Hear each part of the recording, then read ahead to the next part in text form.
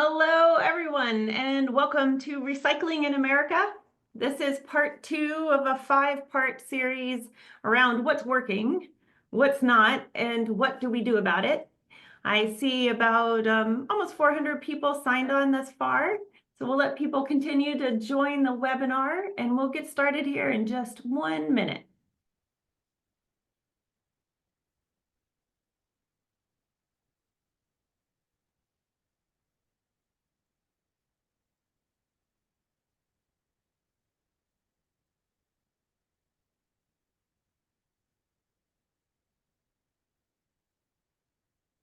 I love that people are saying where they're coming in from. Hello from Atlanta and Maryland, California, Texas, more North Carolina, New Jersey, North Dakota, one of my favorite spots, and Maine. I'm calling in from Rhode Island today.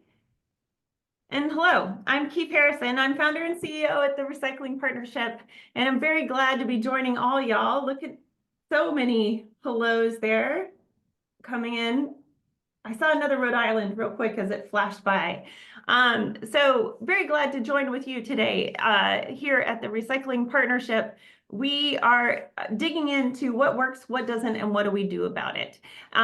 This 5-part series takes place every Thursday at 1 o'clock Eastern, and it goes a little bit like this. Today, we're going to set the stage with knowing more about you. Who's joining us today and what's on your mind? And in a minute, my colleague Lily Schwartz. Lily, you want to say hello there? Hey, thanks for joining. Lily Schwartz has put all of these webinars together and has done a phenomenal job, and she has some poll questions for us to get started. And then we'll start to dig in. So the Recycling Partnership loves data. We're total data nerds, and we publish everything we can. Whatever we learn, we want to share with you. We know it can be overwhelming, so Lily has carefully crafted our deck today to have some of the most current and important pieces of information about this world of material recovery facilities. And we packed them into a deck. Everyone will get the deck. So I'll highlight some of it today so that you know what you have at your fingertips when we're done here. So I'll set the stage a little bit, and then we're going to dig into a discussion with our speakers. Our guest speakers today will really be the stars of the show, understanding what works, what doesn't, and what do we do about it, and how do we think about the whole system. And then we want to make sure we get your questions. So let's start by doing a few polls. So good, I see Tiana's joining from Denmark. Hello, Tiana. We miss you and are glad to see you on the webinar today. And hello from Iowa with the corn. Good ad there in the chat. So Lily, let's start our poll and see what's going on with our attendees today. All right, Lily has launched 3 important polls. The first one is, have you ever visited a MRF? And the second question is, do you enjoy sorting and organizing your things into neat categories, since that's what a MRF does? I also just moved 2 days ago. My office isn't set up, so my living room is. So you're joining me there in my living room. I love sorting things, but also feel I have too much. And third question is, what topics interest you most? And so choosing there, what's most important for you. So MRF equipment, MRF economics. This will help us guide the speakers today. What do we feel, Lily? How are the polls going? Yeah, so I'll wrap it up in just a minute, but we've got the majority having had visited MRF, so that's exciting. We've got a lot of organized folks. People aren't embracing the chaos method as much as I maybe do myself. And then the topics, we've got a pretty even split, although more people are interested in the economics. So it's good that we're going to be covering both today, but excited to dig into that further. Okay, it looks like we've got about 700 and almost 750 people here today. So let's see what the polls came out. Can we go ahead and close those? Let's see. All right, so everyone should have on their screen now how it all landed. Oh, even split. Some sorters, some not. You're right, Lily. Good. And then speakers, people want to know about the equipment and what is a MRF physically capable of sorting, what they're not. But then how do we play out the economics here? So very handy. All right, folks, to everyone who's joining us online today, I want to introduce our speakers, and I'll ask everyone to come off mute here and say hello. Brent, you want to introduce yourself? Yeah, hi, Brent Bell with WM. I've been with WM for about 28 years now, and so I've seen some ups and downs on the recycling industry, and I think where we see the next few years going, we're very optimistic on what's happening in the recycling space, but we can't figure everything out on our own, and there's a lot of things that are challenging. So I think we're excited to be here today to talk and discuss with the panelists about those, Keith. I'm glad. Thanks for joining us, Brent. So Brent's coming in from the private sector side of MRF World, and Eduardo, you're coming in more from the public sector side. So we'd love to hear from you, Eduardo. Hi, everyone. My name is Eduardo Rodriguez. I'm the Deputy Public Works here for the City of Phoenix. So we actually oversee 2 material recovery facilities. We have 2 transfer stations. We have 5 closed landfills that we manage and 1 open landfill, and then a compost facility. But in my 9 years here with the city, I've gotten to see a gamut of the recycling and the ups and downs that we get through it, right? So we've done a lot of equipment upgrades. We just did a grand opening yesterday for a brand new facility that we just built for a new MRF. So be excited to talk about that as well. But pleasure meeting you all. We definitely want to talk about that grand opening for sure. And Justin, would you like to say hello? Hello, everyone. I'm Justin Gost, Materials Management Specialist with Oregon DEQ's Materials Management Program. Myself, I've been in this industry almost 20 years, started out with resource recycling, worked with Keith in the recycling partnership. I've done work at the local government level, but been with DEQ for about 6 years now. I was a part of the team that helped create Senate Bill 582, what everyone else knows as the Recycling Modernization Act, or the RMA. Also a part of the team of awesome individuals that's implementing the law, including overseeing rule language associated with what we in Oregon now call commingled recycling processing facilities, or CRPFs. So I'm going to apologize in advance of adding another acronym to an already crammed bowl of alphabet soup. That's just what we like to do here in Oregon. In addition to overseeing the creation, working with our permit specialists to oversee the creation of the CRPF permit programs, also overseeing the establishment of the CRPF certification program, which is the program that the law created for facilities outside of the state of Oregon that are handling Oregon originated materials. So a lot happening right now in this space, especially on this end as we prepare for July 1st, which some time ago felt like it was a little ways away, but now it's right on our doorstep, and we still got a lot to do leading up. So glad to be here today. Thank you, Justin. Really glad you're here. And Justin, just as you were explaining the new acronym, I saw it in the chat pop up of "Don't you mean?" So I think people are ready. I also saw someone sign in from one of the most fun cities to pronounce, San Luis Obispo in California. I saw that person sign in, and I just felt like I could not recognize San Luis Obispo. So I also want to recognize that we have 2 recycling partnership team members on chat support. So folks, if you look at the bottom of your Zoom screen, you should see that there is both a Q&A and a chat. So I'd like you to use the Q&A to put questions through to Lily that we will try to get to the speakers to make sure we ask or weave through. Then the chat section is also where you all can talk with each other and raise questions, share resources, tell us what's happening in your town. To help support the chat, and they'll keep an eye on the Q&A too. Lily will be helping with this part too. We have Dan Leaf and Scott Mao from the Recycling Partnership team who will be on the chat thread. So Scott and Dan, if you haven't said hello, go ahead and pop your hello there into the webinar chat. Scott from the East Coast in North Carolina and Dan from the West Coast in Oregon. And they'll be able to help. I always hate it when I sign up for a webinar and there's not enough time to answer the questions. So we're going to do our best to get to as many as we can from the 870 folks who are here now. And so with that, let's jump in. First up, what must be true for the recycling system to really work? the recycling partnership has been around for a little over a decade now, and we take a systems thinking approach to solving a problem. We want to know how every piece comes together, because I know everyone on this webinar knows there are no silver bullets. In order for something to be recyclable and to be recycled, we need 5 main pieces to come together. These are the buckets that we build our reports off of, that we run gap analysis assessments of where to put investments into the system. And we think about it in 5 pieces. 1, design for recycling. Are the things that are coming into the system truly designed to match the current standards of the system? The second thing we think about is recycling access. And that means, do people have the ability to recycle? Can they?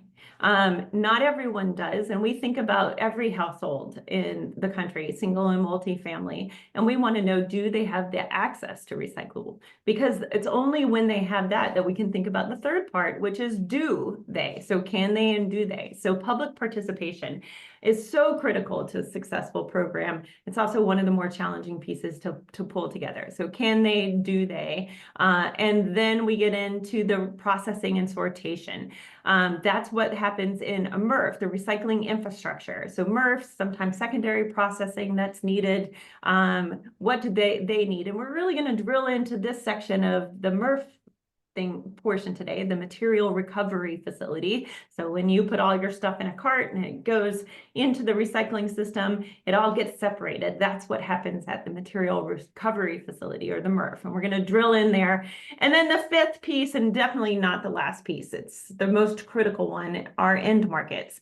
And what are end markets? End markets are the place where old stuff turns into new stuff. And so at the Recycling Partnership, we believe that reduction is critical, the most important step. Reuse is essential, and then recycling plays a critical role of protecting natural resources. So I come to work every day because I'm concerned about protecting natural resources and the biodiversity that goes along with them. And that's why our mission is to build a better recycling system. And in order to do that, we've got 5 parts, but we also need all of us. So it's not just the public sector, not just the private sectors. We need business leaders designing and investing in a system. We need policymakers helping us with critical infrastructure bills and policies like Justin will talk to us about today. And we need industry and NGO partners who are beating the drum for how we put this critical piece together. As we drill into recycling facilities today, let's think about it from how effective is the system. Remember, in these webinar series, we're talking about what works, what doesn't, and what do we do about it. So here's our report card of how is the system working. It's almost final season for my oldest daughter, who's a freshman in college now. And so I will be really wondering how her grades land out. I'm going to be looking for some different letters than I see on this report card. But it's important to flag that facilities' ability to process recyclables, so MRF sectors, are actually some of the healthier parts of our overall system. They often get the most attention for either making something recyclable or not, the conversation about contracts. And today we're going to really dig into the economics, but we need the whole piece to be able to work together. So as you're thinking about a MRF, when you get this deck, there's a couple of things we thought we would want to land on for you, is just to really understand what is a MRF. It's the facility that separates the mixed materials into different categories. Now, we can talk about the whether we love or hate single stream, but it is the majority of the way that it is materials are collected in the country. And so we're going to work with what we have. We thought you'd be interested in knowing where are all the MRFs in the map. So I think Lily has ready to pop into the chat a link to our MRF map that we post, so you can see where are the closest MRFs. When I look at this, I see a lot of MRFs, nearly 400 across the country, but boy, I see some MRF deserts, don't you? Areas where there are no MRFs at all. When we look at these MRFs, we also know we have both public and private MRFs, and they're roughly evenly balanced between public and private. But it's interesting to get in there to see more about, are they a hauler-run MRF, or are they a local government-run MRF? Are they a paper company-run facility, or are they more about pure play recycler? Digging in to know more about really who are we working with. MRF is one word, but it's 400 different facilities. I see a question there on how do we define MRFs. MRFs, we take the definitions here of how we think about MRFs as being able to separate what comes out of a household. But we also we'll dig in a little bit more about what does that really mean. What makes your MRF map is missing some MRFs? Yep, always willing to update it. If you see your dot missing, send us a chat and we'll definitely get that added right in. Now, our MRF map is a little old at this point, so it could use some fluffing or some refreshing. So we always welcome feedbacks. So when I look at the MRF landscape, what I think is so interesting compared to a few years ago is how MRF investments are on the rise. We have many, but we see more coming onto the scene. But we also see each of these examples of news headlines of investments. And I want to hear about this today from our speakers. Are they investing in the future? Are they changing what is recyclable? How should we trust what this MRF sector is doing to think about the future of what's coming? I also think we need to think about why. Why do these MRFs matter? Recycling MRFs are a critical part to the chain in that they connect the community collection to the end markets where something moves on to its next life. And without this link that's operated, each one operated independently for the most part, we wouldn't see the system work as a whole. So why are some recyclables more difficult to sort than others? I think that's important to look at. So we know the whole landscape has 400 different MRFs approximately. They're public and private sector. They're all operated with different intents. They all operate under different legislative landscapes, but they all have some common factors of what makes something easy or hard to sort, to accept, sort, and send to market. And when we think about this, we think about economics. Does the cost to sort exceed the cost of the value of the market? So public and private sector MRFs both have to sell their stuff into a market, and they need to make some revenue off of that. So the one is the economics. Two, the second thing we think about are the physical qualities. So I like the way that Lily and I talk about it. Lily talks about shape shifting. Does something look like it's one thing but acts like another? So MRFs often tend to do best when they can sort 2D and 3D things. So paper is a 2D flat material. Containers are 3D. But when a container gets squished and acts like a 2D, it's a shapeshifter, and it gets into the wrong place. And Wardo will probably talk to us more about the challenges that makes. Lookalikes also have issues. So if it looks like one material and function and is actually another, that can be challenging. And then equipment technology. So there's always innovation that's happening here, but there are still limitations that can happen. And then the big one, contamination. If dirty stuff comes in, it doesn't make anyone's job easy. So these are some of the challenges that our MRFs are facing in accepting new materials and making them more recyclable. But I do want to flag the chart on the side here has our MRF capture rates. This is from our 2024 State of Recycling report. So we've done this 3 times over the past decade, and each time we report out the state of recycling, we get a little bit deeper. So the first time we did the report, we could only test out access. Can people recycle?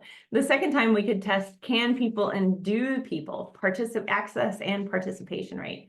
The third time we produced this report, we were also able to begin to gather data on what do we know about MRF capture rates. Now, this is our best analysis. I think we can all look at differences in our individual facilities, but this is our best first stab at, if something gets in the front door of a MRF, what's the likelihood that it will end up in a bale going out to end markets. And so we have to think about those pieces, and I get pretty excited with our deeper dive at the partnership into understanding what happens inside the MRFs. If you saw recently, August of last year, EPA published an assessment on recycling in the country. And they spent some time really talking about MRFs we see good infrastructure, but a need for more. They flag the challenges of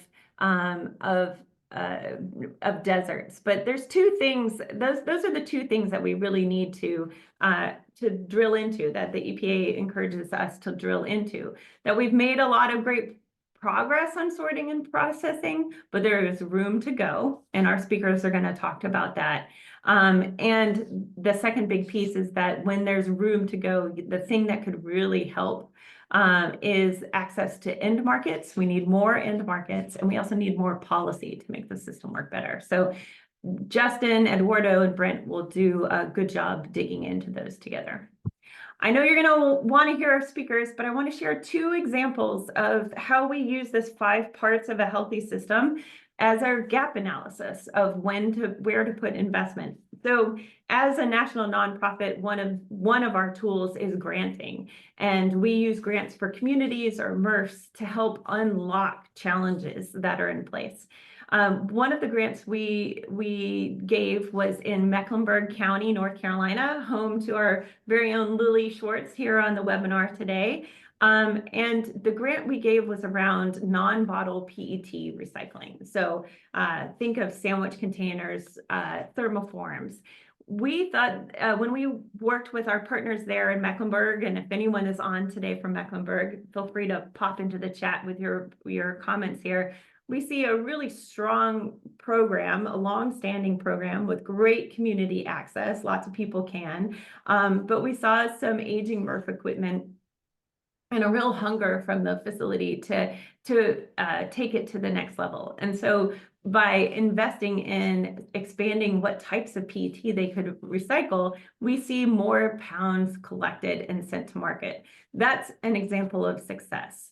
In a different way, we also can look at communities like Baldwin County, Alabama, that did not have access. They have a different story here. There was no MRF in the state to accept new materials. So we decided that it was a right time to partner with a great group of folks. We partnered with Alabama Department of the Environment, the Partnerships Polypropylene Coalition, the PET Coalition, the Can Manufacturers Institute, and we stacked up a bunch of different investment and capital to help unlock this opportunity in Baldwin County, Alabama. So I wanted to give you those two examples of the important role that MRFs play, but there's no one size fits all for MRFs. And I also wanted to use that as an example for you to see when we talk about the US recycling system and what works, what doesn't, and what do we do about it. We really look at the gap, what's missing, and how can we fill that. So excited to dig into these pieces today. So just a reminder, if you have questions for the speaker, please use the Q&A, and Lily will be monitoring that and making sure those get to me. And we'll do our best there. And if you have chat to share, keep using that chat function. And thanks to Dan and Scott, who are fiercely typing away to help connect the dots with everyone. All right, I think it's time to get in. Brent, Eduardo, and Justin, let's go ahead. I'm going to stop sharing my screen here so we can see your faces as big as possible. Fantastic. All right, we've got too many screens open.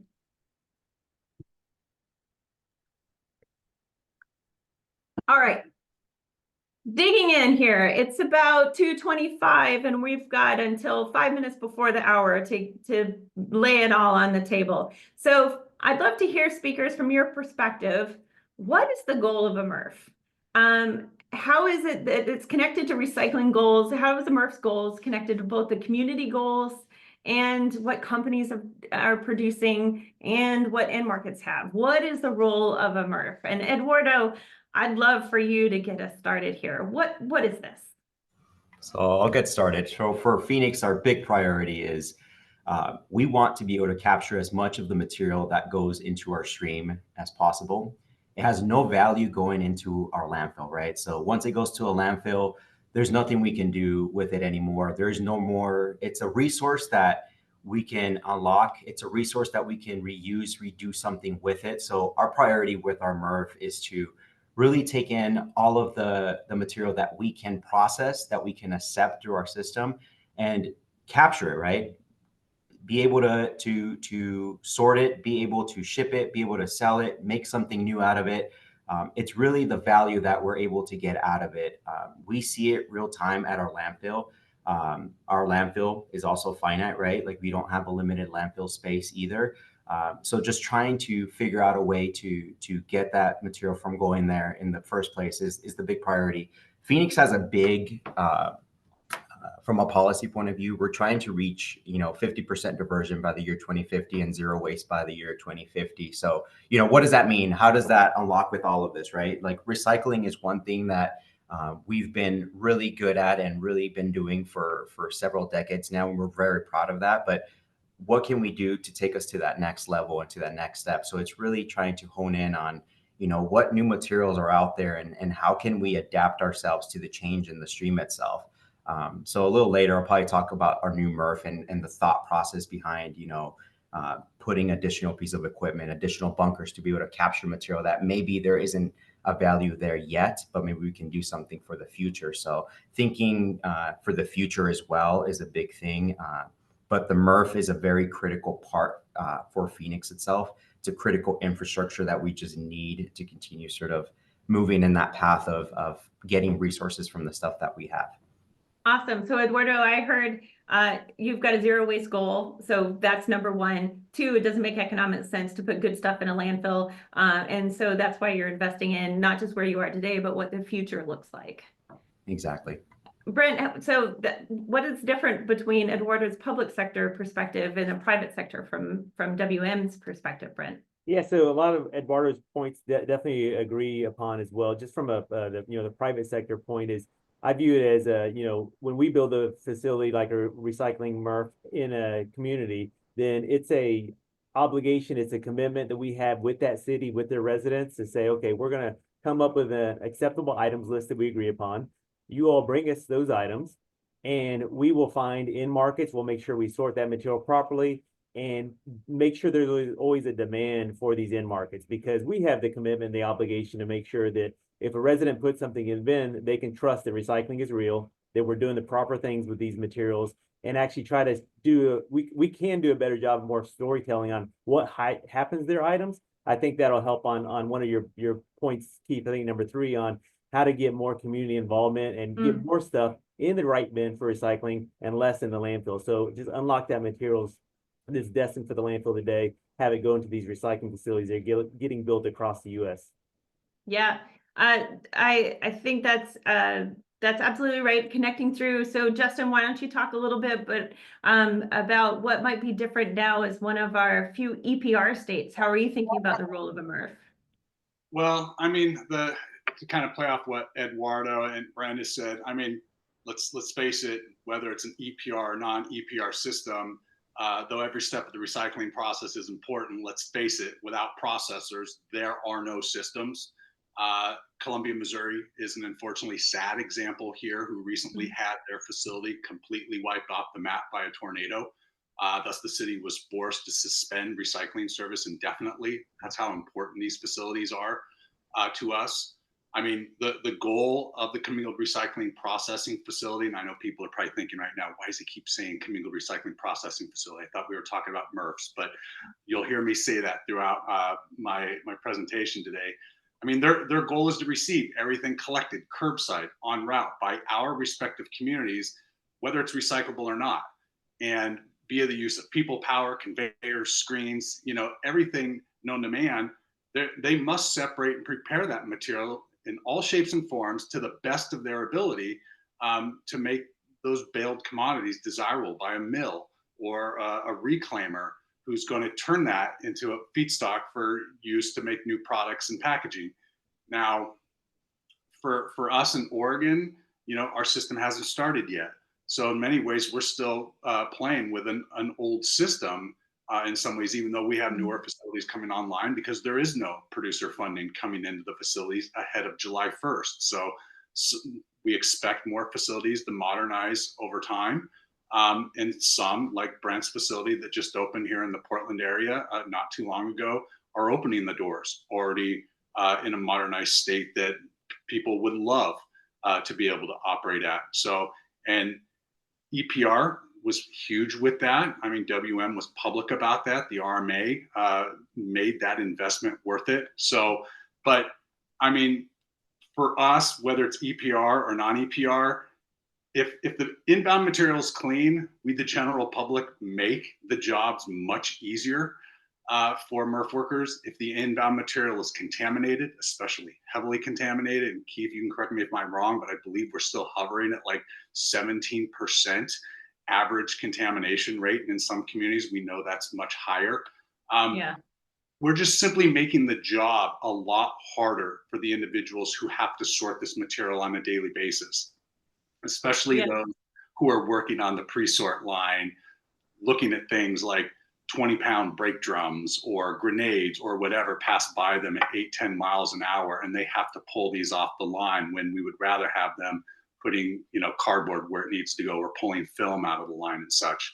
So, I mean, from the goal perspective, here in Oregon, we have recovery rates. Our systems allow our communities to, you know, reach those recovery rates at the waste shed level. And then obviously the material that's coming out of these facilities are helping those companies who have voluntary aspirational post-consumer recycled content goals. This clean material allows them to use that towards reaching their goals. Well, I think, Justin, a 17% contamination rate would be on the low side, right? Eduardo and Brent, like, I think we worked with many MRFs who would love to see it get down to that level. But I think you're flagging a good misconception people have, Justin, of like, I hear people like, I don't know, I'm going to just wish cycle. I'm going to put it in and hope that something good happens.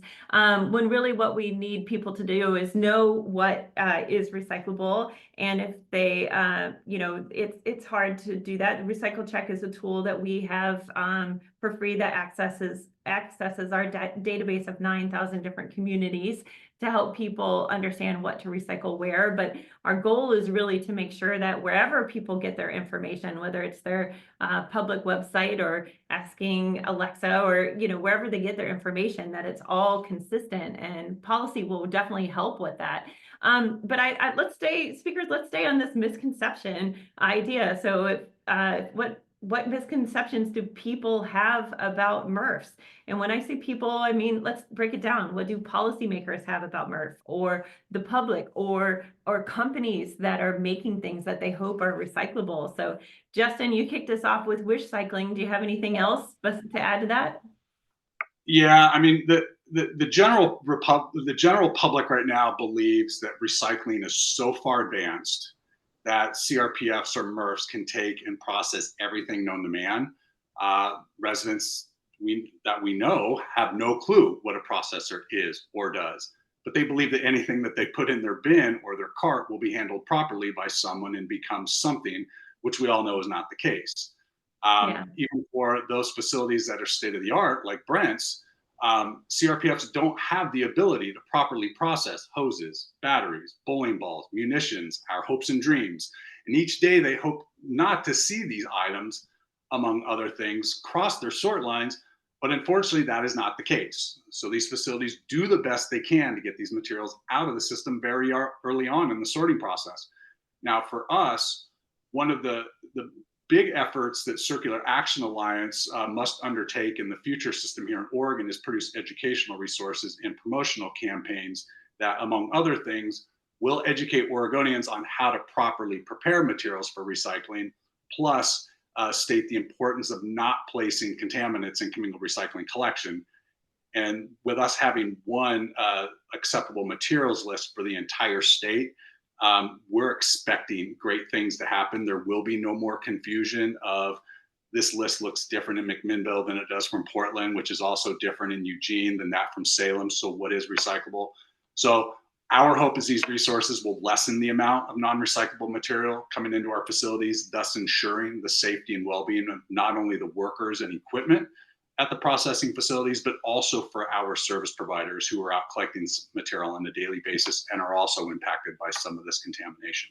Yeah, people don't recognize these are humans doing the work, right? And so, all right, Justin really drilling home the contamination piece and the public participation of when in doubt, leave it out, put the right stuff in the bin. Eduardo, let's go to you. Do you want to talk about it from either local officials or policymaker side, or from a business side of how they're designing? What else misconceptions do you want to share? So for us, it's very different than Oregon itself with Justin. You know, there's a nice thing about standardization and setting boundaries and what we can do. In Arizona, recycling is very much a voluntary system. So anyone who wants to recycle, you know, they just let us know. Luckily in Phoenix, you know, about 92% of our residents, this is something that they want. This is something that they aim for. The problem that we get more from a regional point of view is that we, on top of the wish cycling, which Justin, you hit on all of those, and contamination is massive for us, right? Like we get a lot of material that should just not be in there. We get, you know, we've gotten vehicle engines. Surprisingly, how would it get there? It's gotten there. We've gotten a lot of bowling balls. We get a lot of hoses, a lot of things that, you know, just shouldn't be in there. And sometimes people think that it is recyclable. We get a lot of electronics, surprisingly. And it's one of those things is like, it should not go in there. We make a big effort of educating the public on that side as well. But from a policy point of view, the biggest challenge that we face here and how do we work through it is there's a lot of regional differences, right, within even our area. So what Phoenix is able to process here, another neighboring city may not do it at all, right? So if we're taking in glass, another city isn't taking glass, or if we're processing polypropylene, another city isn't. So you get a lot of confusion as well within the region of, you know, recycling isn't really happening, right? Like I heard it from this place that we're not doing it, and yet we're doing it here. So we're having to do a lot of education and even talking to, you know, to the public and our elected officials of, you know, this is what we're able to process and why we're able to do it. And this is the equipment that we have. And this is why we're prioritizing, you know, being able to sort that material out. But for us, definitely contamination is a big one. I wish I had 17% contamination here in Phoenix. So not there yet, right? We're definitely we're definitely not there. We're massive. You know, people don't think that Phoenix is the 5th largest city in the US, but by space, we're about 512 square miles of just land that we have to go from one end to another. It may take us 45 minutes, but even regionally, like there's very different, you know, levels of participation. I get, you know, 25% contamination. In some areas, I may get up to like 30, 35, which is horrible. This is not what we want. And we really try to educate, but it's very difficult, especially when the city is growing so quickly as well. And there's a lot of movement happening.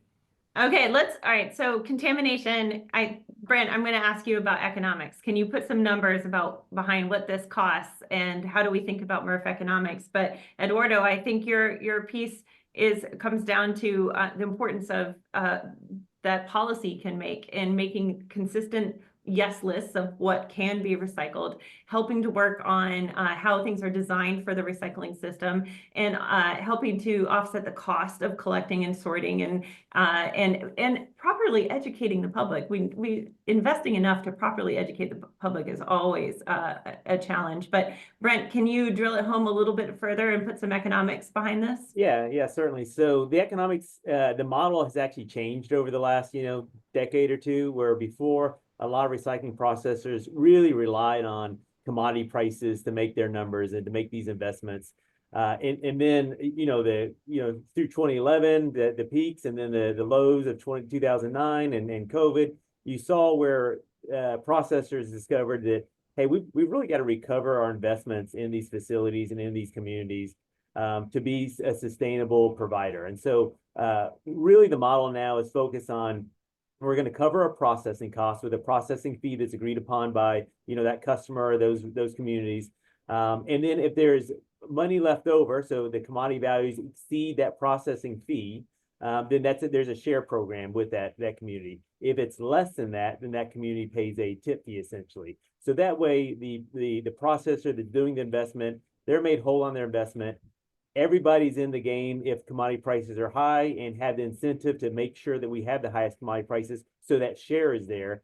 And what I always say to communities is if you take your economics as they are today, they're not always fixed, right? You can change those dramatically. If you want to lower your contamination rate, that's going to help out your economics greatly, because there's always a plug-in for disposal fees for, Eduardo's 20% or 30% or whatever it may be. We see the same thing. So if you can lower your contamination fee, it's going to help out those local economics. Also, there's certain commodities you can pick to say, hey, if you double your plastics, plastics in the stream on today, the average is 5%.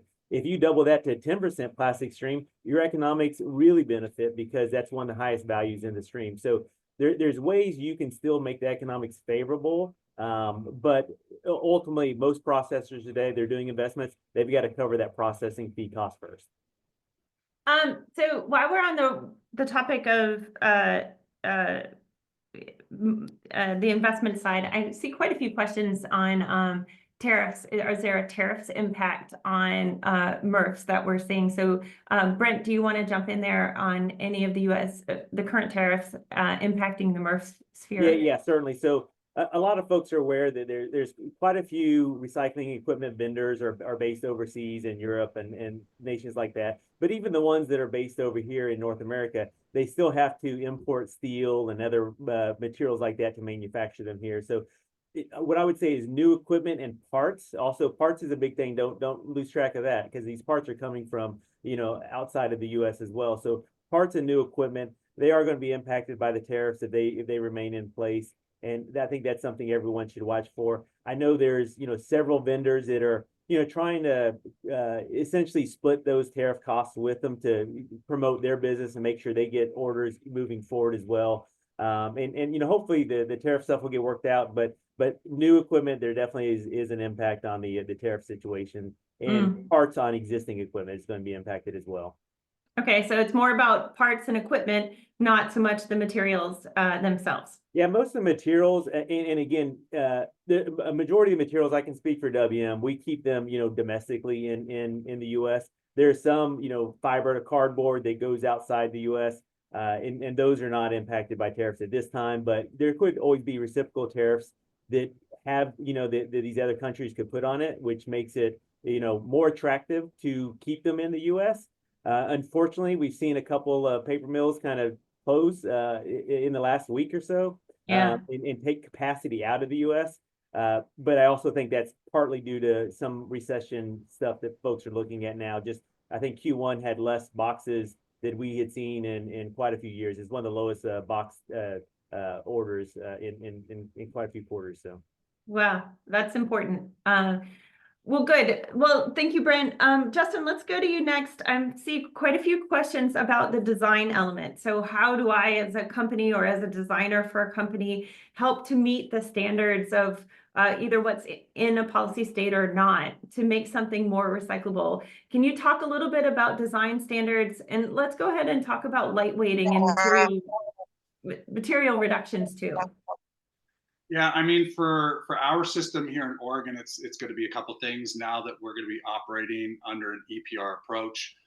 Producers are going to be paying fees for the amount of material that they are putting into the state of Oregon, whether that material is recyclable or not.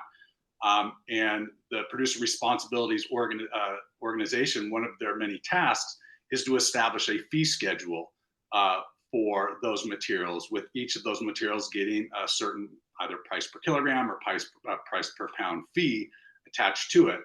Now, there are many things that play into the equation of why cardboard is at this per pound or why glass is at this per pound. And one of the bigger ones is that material recyclable or not?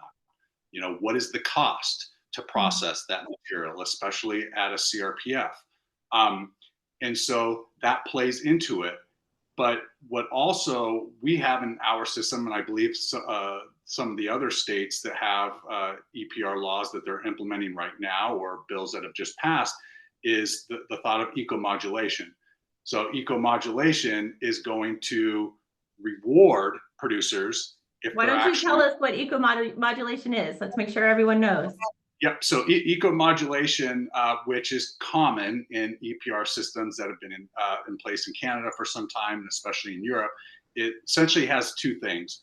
There's either a penalty or a bonus that's put on the producer based on the makeup of that material.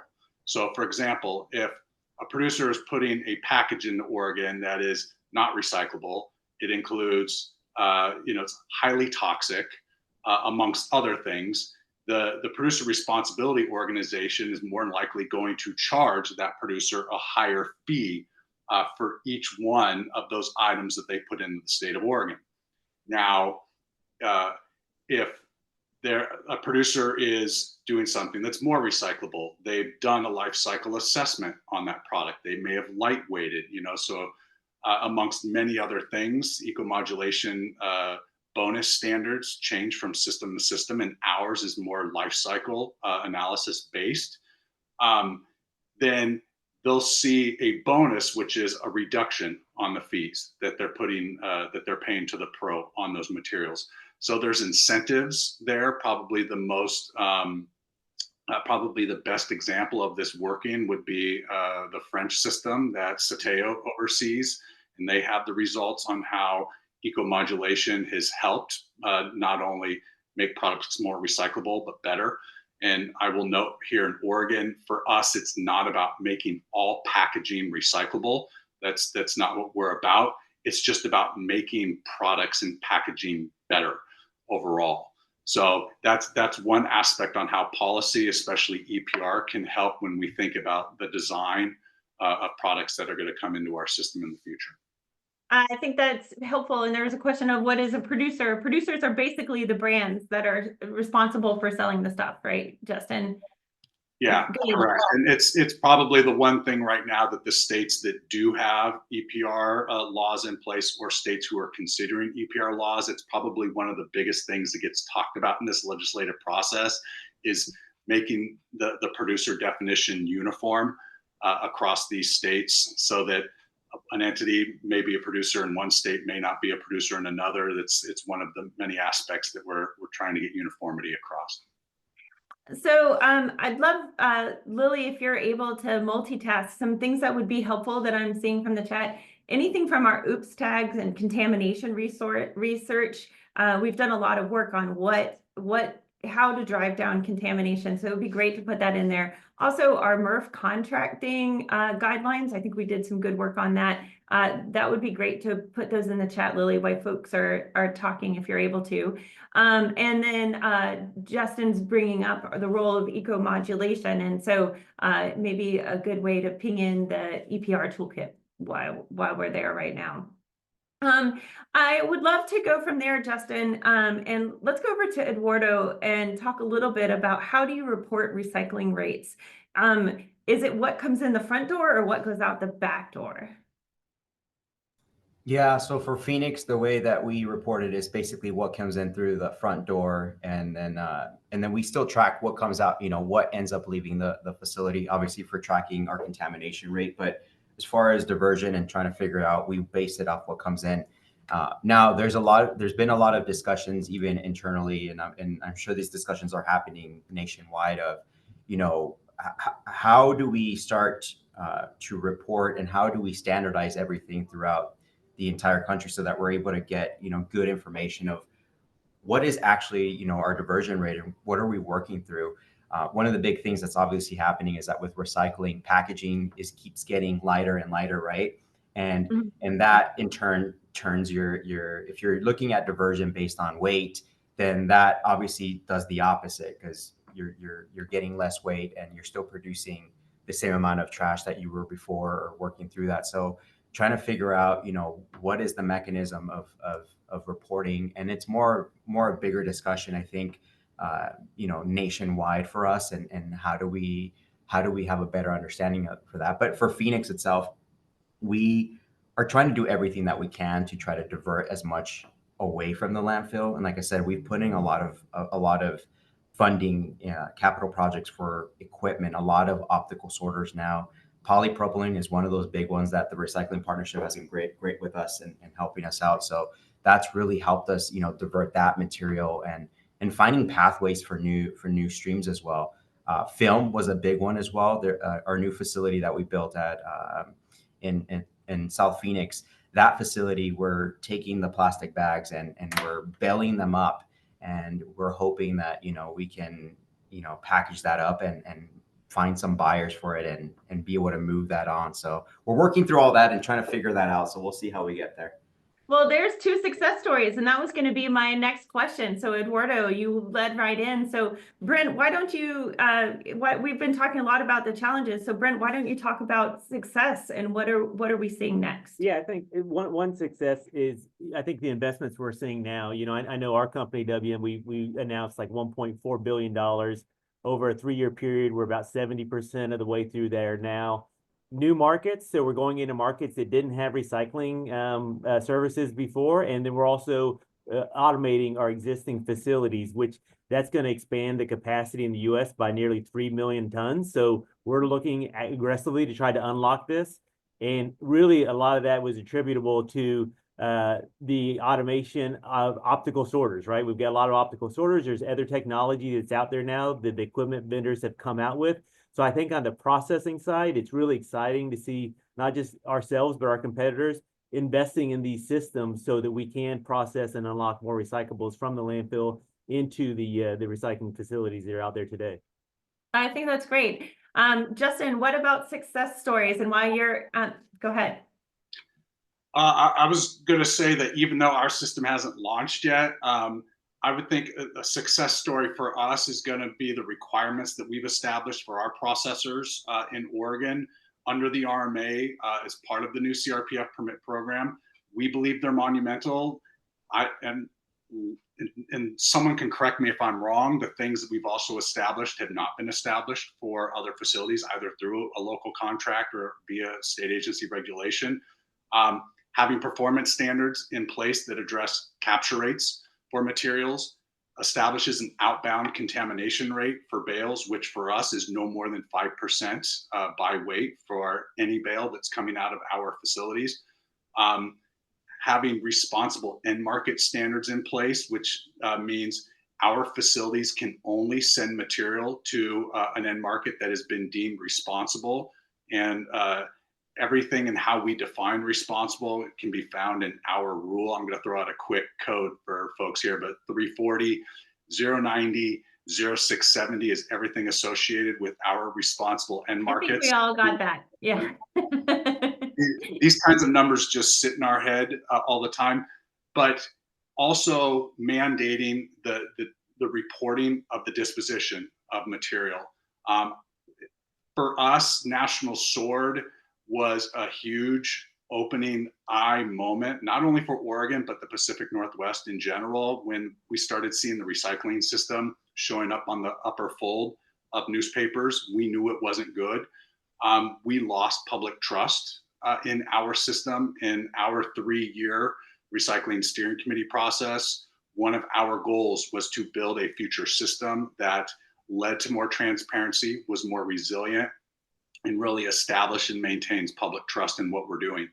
And we think that the requirements that we put on our processors, including transparency, and that transparency will cross over to brokers as well.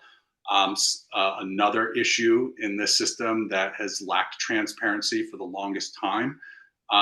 We feel the requirements that we are putting in place for our processors works in an EPR system, but can also be replicable in a non-EPR system. I would think that communities who have contracts who say, I'll never be in an EPR system, should or could put in their contracts something about material disposition reporting, something about ensuring that the markets that this goes to are responsible. And that includes the landfills that are taking the residual waste from end markets and such. So these are all things that we feel others can replicate when we think about working with processors. Well, I love that, Justin, of how do we learn from others? Because I saw some questions about EPR and what can we learn from what is and isn't working in Europe, for example, and the importance of including design for recycling in EPR, and then end market use is really what we've learned from other countries and what we can put into advancing our own. So speakers, I want to wrap us up with one more question, and we'll have like 36 seconds each for this, right? And that's if you could encourage, choose one group, communities, policymakers, or companies. If you could encourage them to do just one thing to make the MRF portion of the recycling system work better, what would it be? So we'll go in the order of Justin, then Brent, and Eduardo. So if you can choose, tell us which group you're talking to, policymakers, companies, or communities, and one thing. Justin, what do you have? I'm going to say communities that are establishing programs. And I think the biggest thing here is communication with your processors, because we've seen it a lot. We've seen it in Oregon, but we've also seen it across the country of communities not really having a good communication line with their facilities, and they're building acceptable materials lists that are expansive but not realistic, which leads to contamination, which leads to the facilities handling material that may not be as marketable as they would like, or in some cases non-existent. So it's really making sure that you have ongoing communication if you're a community with the processor or processors that are going to be handling your material, because not only are you going to have an acceptable materials list that your jurisdiction, your constituents can trust and feel proud about, that everything that's being collected is in fact being recycled, but you're going to make the lives easier for everyone who has to deal with that material on a daily basis. All right, I'll take it. Brent, what's your recommendation? To whom are you speaking, and what is it? I'll do policy, and I'll do minimum content. The demand and making sure we have good end markets for this material is critical. And while the brands may have sustainability goals, we need them to be held accountable for those goals and buy the material we're processing through these facilities. Yes. All right. Policy that makes sure that companies are using recycled content, putting it back into place, or it does not matter. All right, Eduardo, I'll stick with the last one that's missing in here, and that's the companies that are producing the packaging or the materials, and that's really just creating clear labeling so that it's standardized. The biggest thing that we get from our residents is the arrows, and they think that it's recyclable, and sometimes it's not, right? Because it's not material that we can take in. So creating clear labeling and making packaging that is actually, that there can be an end market for. So that's where I'll leave it. I love it. So no wish cycling, no greenwashing, but really being honest if something is or isn't designed for recycling. All right. Then here's my ask. I ask for companies to drive for smart, well-designed policy, and we're working on everything from EPR in states to a federal tax code. And so folks, grab your phone, scan this QR code, and it will bring you to a landing page from today's conversation. So we can drive in. If you're a company, this is what we're hoping to see more from you. Communities, we've got best practice tools, and including your MRF contract are right there. Policymakers, we need more help passing more good EPR and also a national tax credit. So want to make sure that everyone has an opportunity to stay engaged with us. Also wanted to share to mark your calendars. This was number 2 of a 5-part series. We'll be back this time next Thursday, and we'll dig into end markets. Next time, recycling by design, and then policy. I also wanted to make sure we give a plug. I saw some chat about this for APR, doing some good work on recycling in action. This is some tours and really making sure that there's transparency of what's happening in MRF. So a good plug here.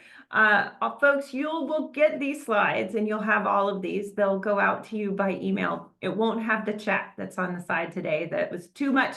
Lots of activity happening there, but just to make sure you'll get the slides. Thank you so much for joining us at the Recycling Partnership for our series of Recycling in America. What works, what doesn't, and what are we going to do about that? I'm so glad that Brent, Justin, and Eduardo could join us today, and mostly I'm grateful that all of you could join us. Keep up the good work, and we look forward to seeing you again soon. Thanks, everyone.